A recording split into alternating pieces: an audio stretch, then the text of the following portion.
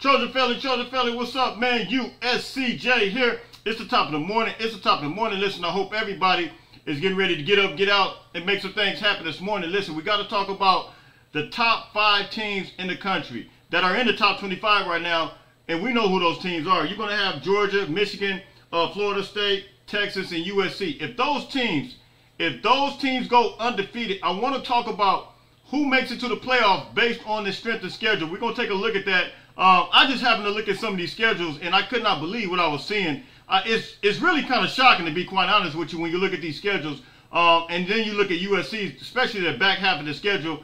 We're going to take a look at that. We're going to compare it real quick. You guys hit me in the comment section. You guys tell me what you think. Do you agree? I'm going to tell you right now, USC is getting an automatic bid if they go undefeated.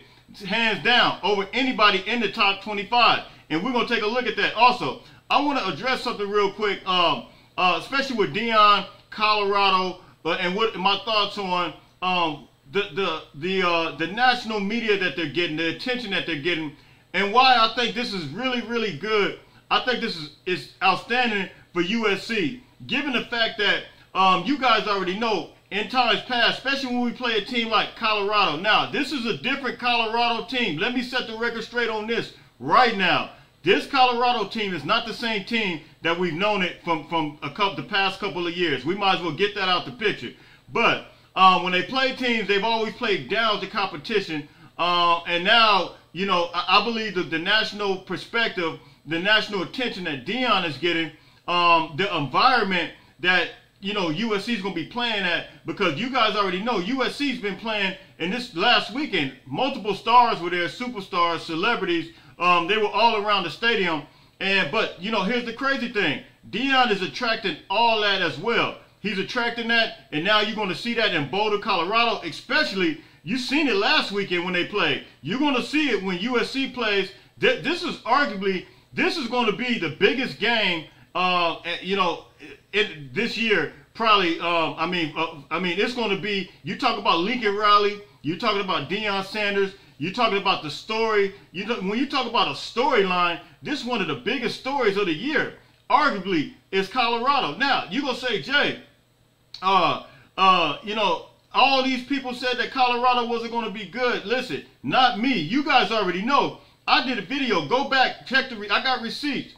I did a video, Deion Sanders, and this was the title of it. Deion Sanders is following the blueprint of Lincoln Riley, and I compare and contrast. You guys remember that? I took some shots for that because a lot of people said, no, Deion is not, he's not even on Lincoln Riley level. I wasn't even saying he was on Lincoln Riley level, but what I was saying is the same way he utilized the transfer portal, that we utilize the transfer portal, is the same way Deion is utilizing it, and it can be done. Mel Tucker from Michigan State proved that to us the year before, took that team, I think it was a 2-win team, brought them all the way back, ended up having 11 wins, and then USC, Lincoln Riley did the very thing, same thing the next year. And then now we're seeing Deion do it. So that was my only thing, whether they have 7 wins, 6 wins, 5 wins, 11 wins. I knew that he could turn that roster around. So now we're starting to see this. But here's what I think is the most important thing. And I want to move on to this playoff stuff.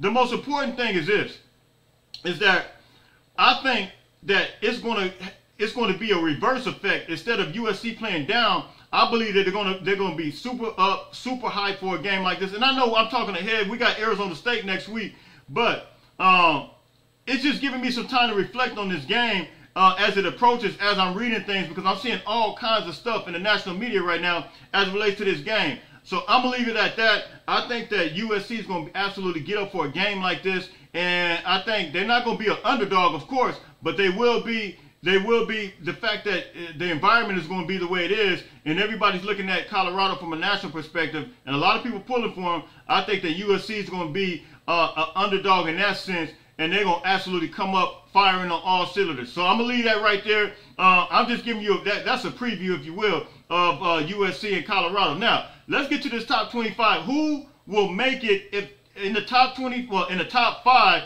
if these teams go undefeated, it's very likely to happen. If we just handle business, it's very likely to happen, and these other teams can possibly go undefeated as well. When we look at these schedules first, I'll just start out with Florida State. When you look at Florida State's schedule, they open up with LSU.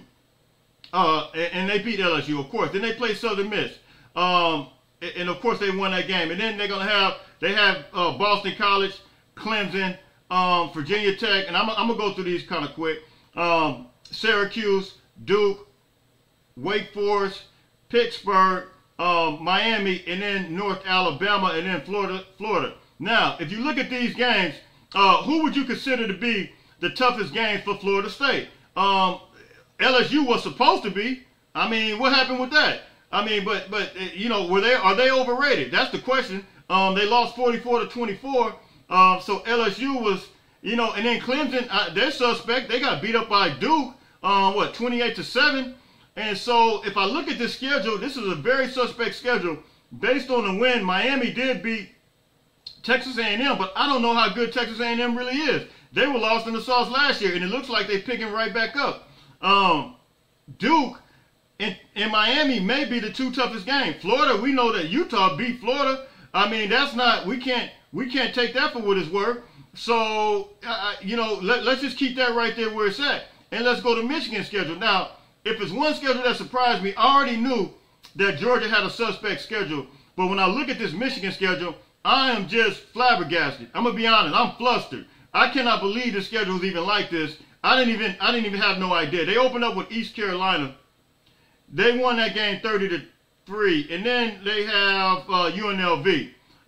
They won that game 35-7. Then they play Bowling Green. I mean, it keeps going on and on and on. Then they play Rutgers. I mean, it doesn't stop. It's unbelievable. Then they play Nebraska. It's incredible. Look at this. Then they play Minnesota. I mean, is this terrible? And then they play Indiana. Man, this is crazy. And then they play Michigan State, Purdue, and then Penn State, Maryland, Ohio State, and then, I mean, they finish off with Ohio State. I mean, their toughest game is Ohio State. All these other games, man, I mean, wow. I mean, are you guys surprised by that? I really didn't look at their schedule prior to this, and I'm kind of shocked at this, man. This is kind of crazy to me when I look at this schedule. And when you look at Georgia's schedule, we'll go to that real quick. Most of us, you know, that was kind of talked about from a national media perspective, but they opened up with UT Martin. I don't even know what conference UT Martin is even in. They opened up with UT Martin, and then they come with, and they won that game 48-7. Then they play Ball State 45-3, and then they play South Carolina this weekend. And then after that, they play UAB. It goes on and on with them as well. Then they play Auburn, who coincidentally almost lost to Cal. I think it was 14-10 over the weekend. And then they play Kentucky, Vanderbilt, and then Florida, Missouri, Ole Miss, Tennessee. And then they finish up with Georgia Tech. I mean, I don't know, man. It's crazy. You guys tell me what you think about these schedules. And then the last one I'm going to pull up that's in the top 5 is going to be this one. It's going to be Texas.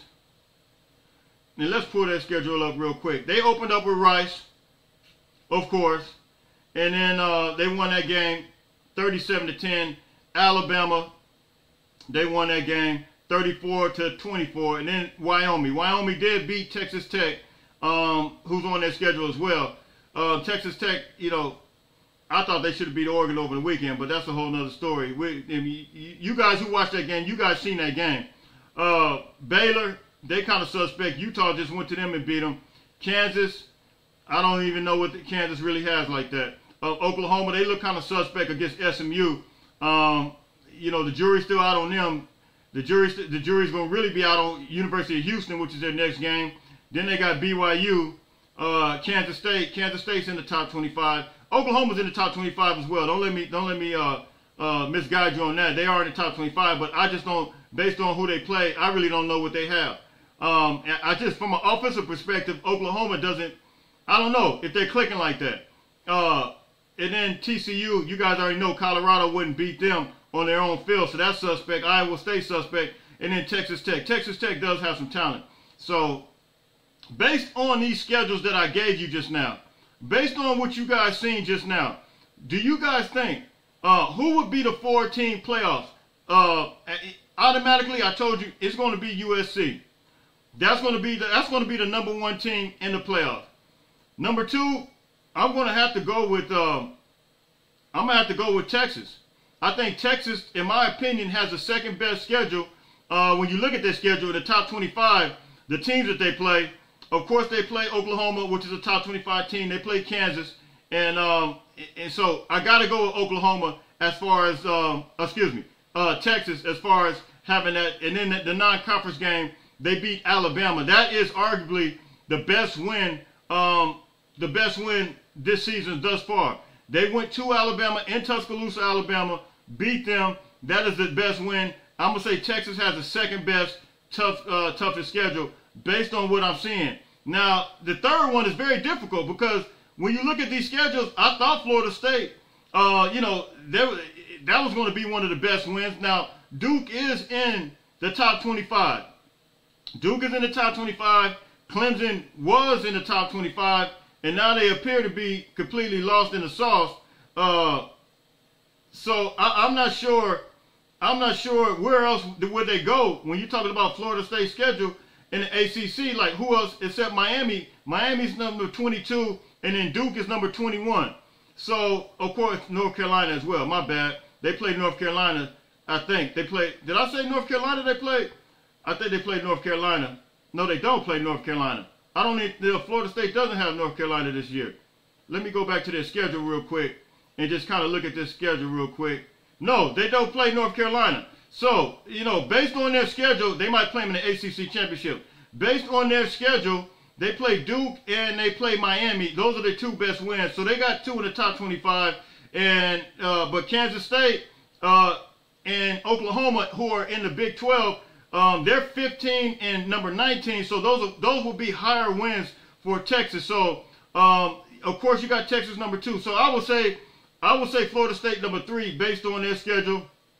And then number 4, the number 4 would be probably I don't think they're going to turn away Georgia. That's just my opinion. I can argue that Michigan, because they're going to play Ohio State. But if Georgia goes undefeated, I don't see them turning away Georgia. I just don't see that happening. Because you guys already know, we know what the system is. It's the SEC. They're not going to turn away Georgia. And so those will be the teams I think will be the picks. I think it would be Georgia. I think it would be Florida State. I think it would be Texas. And I think it would be USC. That's my logic through this. Yes, Ohio State will. If Michigan beat Ohio State, they will have that win. But they're not going to turn an undefeated SEC team down in the playoffs. They're just not going to do it. So, look, you guys hit me in the comments. You guys should tell me what you think, man. And then tell me your thoughts on Deion Primetime, national media, how it will favor USC. You guys agree with that or not? Let me know, man. Look, that's all I got for you guys. Listen, until later on, everybody stay blessed. Don't forget, make sure you get up, get out, and make some things happen. Until later on, fight on, fight on, fight on.